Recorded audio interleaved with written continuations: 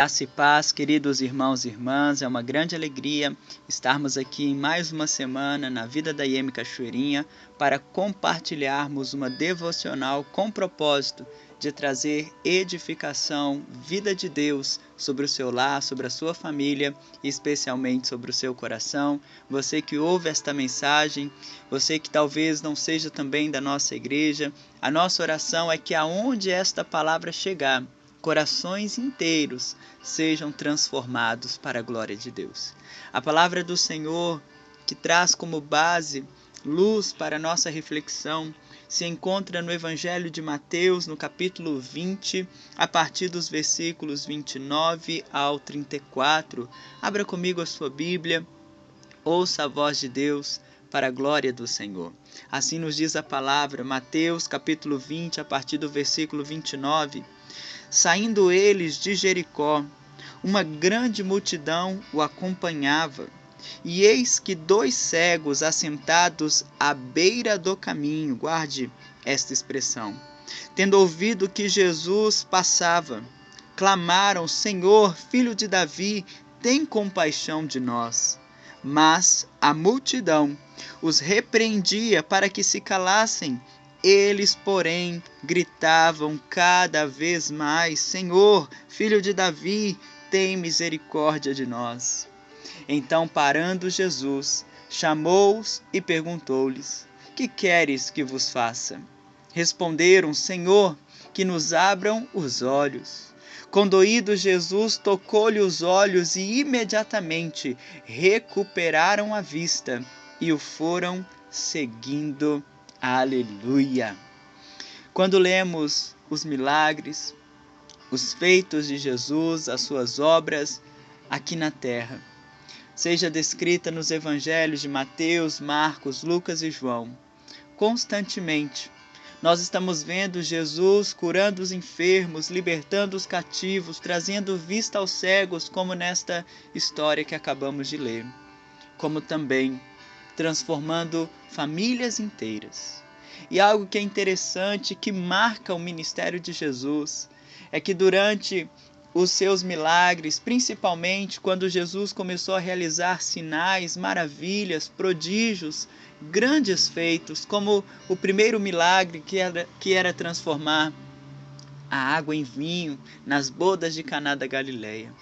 Desde ali em diante, constantemente o texto bíblico nos mostra Jesus sendo seguido por uma grande multidão de pessoas. Nós temos uma grande multidão na multiplicação dos pães e peixes, mais de 5.000 homens, sem contar crianças e mulheres, como também Jesus entrando em uma casa e tamanha quantidade de pessoas que uns amigos de um paralítico foi necessário que eles subissem ao telhado e descessem uma corda, o seu amigo, a fim de Jesus o curar. Então isto é uma marca de fato. Na cidade onde Jesus entrava, uma grande multidão se reunia. Seja em Jerusalém, como também naquele domingo de Ramos, quando Jesus começa a entrar em Jerusalém, assentado em um jumentinho, e ali a grande multidão, contando as crianças que estavam ali com ramos de oliveira em suas mãos, e declaravam: Hosana ao Rei nas maiores alturas, salva-nos, ó Rei, salva-nos, ó Senhor. Então, multidão está presente na vida e no ministério de Jesus. Porém, em muitos momentos, podemos ver a multidão como algo positivo. Afinal, são vidas, são mais pessoas que estão ouvindo o Evangelho e as boas novas, as boas notícias de salvação. Mas, no entanto, a Bíblia também, o Evangelho, não descarta, não deixa de nos mostrar a multidão como empecilho, muitas vezes representando uma barreira que impedia que as pessoas se aproximassem de Jesus. Podemos destacar nessa mesma história os 2 cegos de Jericó que começam a clamar: Senhor, cura-nos, tenha misericórdia da nossa vida. E a multidão começou a repreendê-los, dizendo: por que vocês estão chamando? Pare com isto. Nós temos Zaqueu, que era pequeno em estatura e precisou subir em uma árvore para que conseguisse ver Jesus. nós encontramos a mulher do fluxo de sangue, que desejava tocar nem que fosse num pedaço da roupa, da orla de Jesus. E ela precisou ir por entre a multidão para que tocasse as vestes. Então, multidão, em muitos momentos, representa barreiras, empecilho para que vidas se arrependam ou alcance o Senhor Jesus. Como também Jesus, em sua pregação, em muitos momentos, disse aos seus discípulos, disse às multidões, diferenciando discípulos de multidão, dizendo que a multidão o seguia, porque ele havia multiplicado os pães e peixes. Porque comeram dos pães e dos peixes, muitos seguiam a Jesus. Mas quando ele falava a respeito do discipulado, do ser discípulo, em muitos momentos Jesus declarava: é necessário negar a si mesmo, tomar a sua cruz e seguir. Ser discípulo é muito melhor do que ser multidão. Multidão segue a Jesus por interesse, em muitos momentos querendo os benefícios da caminhada com Jesus. Mas os discípulos são aqueles que, para começar a andar com Jesus, primeiro precisou negar a si mesmo, tomar a sua cruz, se arrepender dos seus pecados e seguir o Senhor. Então, se podemos escolher hoje ser multidão ou discípulo e discípula do Senhor, escolhamos, pois, sermos discípulos do Senhor Jesus, andando nos passos do nosso Mestre, daquele que é o autor e consumador da nossa fé, sabendo que se o Senhor nos abençoa, iremos glorificar. Mas se enfrentarmos dificuldades porque somos discípulos amados de Jesus, seguiremos adorando e servindo ao Senhor, porque não servimos a Jesus por aquilo que Ele pode fazer, mas simplesmente por aquilo que já foi feito e consumado na cruz do Calvário. Mas olhando para este texto de Mateus capítulo 20, a partir do verso 29, nós encontramos Jesus entrando na cidade de Jericó. E ali novamente uma grande multidão o acompanhava. E eis que 2 cegos, que estavam assentados, como eu disse no início na leitura, à beira do caminho. Este à beira do caminho, eu gosto de pensar não apenas como um lugar físico, a localidade aonde os 2 cegos se encontravam. Mas esta é uma condição de alguém que está longe do Evangelho, que ainda não provou da graça de Deus. Afinal, o que a Bíblia nos mostra lá no Evangelho de João, no capítulo 14, Jesus é o caminho, a verdade e a vida. Ninguém vem ao Pai senão por Ele. Logo, os 2 cegos que ainda não conheciam a Jesus não podiam estar no caminho. Eles estavam à beira. E quem está à beira necessita ser resgatado, curado, transformado, precisa ser trazido para o caminho que é Jesus. E como é maravilhoso saber que Jesus entrou em Jericó, justamente nesse lugar onde se encontravam os 2 cegos à beira, precisando de uma cura, que os olhos fossem abertos. E olhando para o verso 31, logo após os 2 cegos declararem, ouvindo que Jesus estava presente: Senhor, filho de Davi, tem compaixão de nós. Diz a palavra que a multidão os repreendia para que se calassem. Eles, porém, gritavam cada vez mais: Senhor, filho de Davi, tem misericórdia de nós. Perceba que a multidão, vendo aqueles que estão à beira, tentam calá-los. Não deixa que os cegos clamem a Jesus por misericórdia. E mesmo diante desta barreira, desta dificuldade, ao invés dos cegos se calarem, a fé envolve coragem. E eles começaram a dizer em alta voz, a gritar mais alto: Senhor, filho de Davi, tem misericórdia de mim. Se o mundo tenta nos calar, que possamos gritar mais alto: Jesus é o nosso Senhor, o nosso Salvador.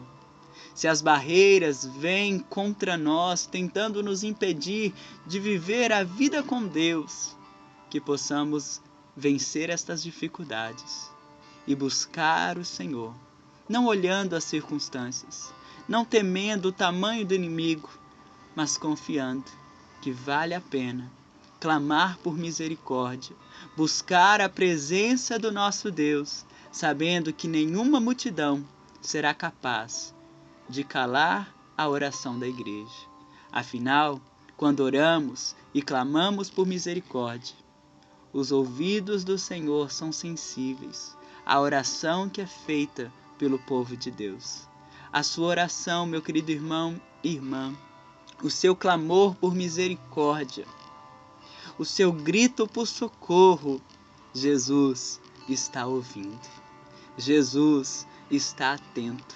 O Salvador, o Redentor, o nosso Libertador, Ele ouve a oração da igreja e nos abençoa.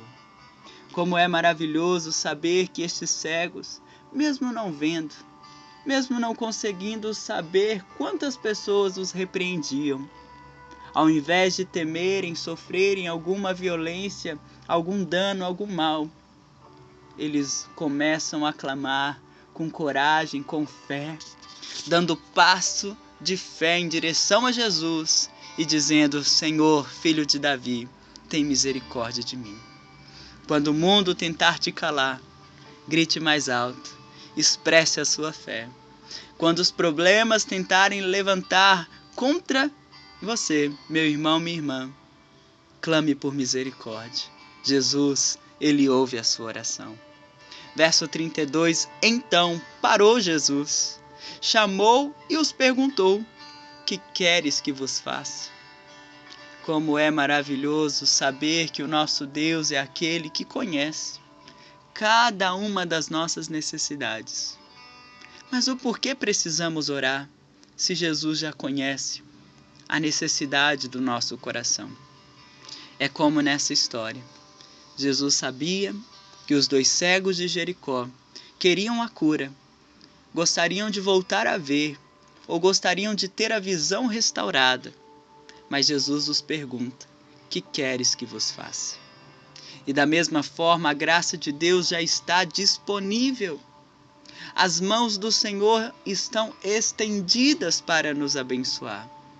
Mas Ele deseja que possamos expressar a nossa fé, afinal, quando oramos, quando buscamos o Senhor. Estamos demonstrando que confiamos, que temos necessidade, que precisamos dEle, que precisamos da sua graça. E assim, Jesus te pergunta hoje: que queres que vos faça? O que é maravilhoso é que aqueles 2 cegos que estão à beira do caminho, de pronto eles respondem: Senhor, abra-nos os olhos. Pode ser interpretado como os olhos físicos, a cura da cegueira, mas também os olhos espirituais, para que eles pudessem contemplar o caminho e nele seguir. Eu creio que hoje a maior dádiva que possamos receber da parte de Deus é procurar ter a visão espiritual, a visão da fé restaurada. É ver como o Senhor vê, é contemplar o favor de Deus. Então, se os seus olhos estão fechados, se de alguma forma estamos vivendo uma cegueira espiritual, que pela fé, que pela graça de Deus, a nossa visão seja aberta, olhos abertos e restaurados. Condoído, Jesus tocou-lhe os olhos e imediatamente recuperaram a vista. Eles foram curados, a visão restaurada. O texto bíblico poderia ser concluído aqui, afinal o milagre já foi feito. Mas como é maravilhoso a palavra de Deus, a terceira parte do verso 34, a parte C, diz que logo após recuperarem a vista, foram seguindo. E o foram seguindo. Ou seja, uma vez a visão restaurada, temos pela graça de Deus a alegria de sermos tirados da beira para o caminho. E uma vez no caminho, podemos seguir a Jesus. E seguir a Jesus não apenas como multidão que busca os interesses, os benefícios da caminhada, mas como discípulos e discípulas, com a visão da fé restaurada, sabendo que Jesus é a maior bênção sobre a nossa vida. Hoje, que o Senhor abra os nossos olhos para a glória de Deus. Que Deus nos abençoe, no nome de Jesus.